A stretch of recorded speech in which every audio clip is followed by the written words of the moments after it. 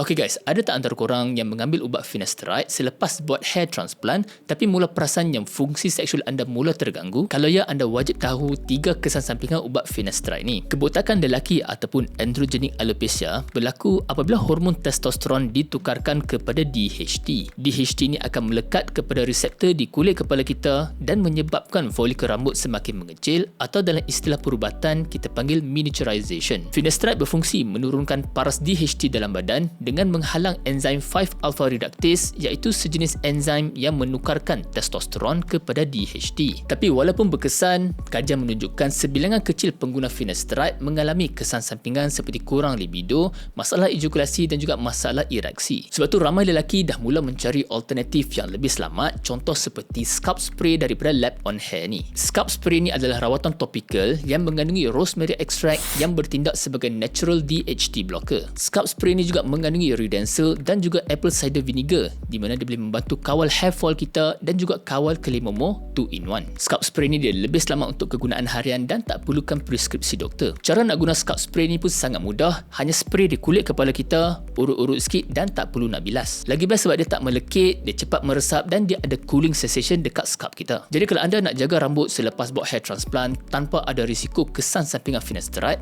rawatan topikal macam scalp spray ni boleh jadi option yang lebih selamat dan juga praktikal.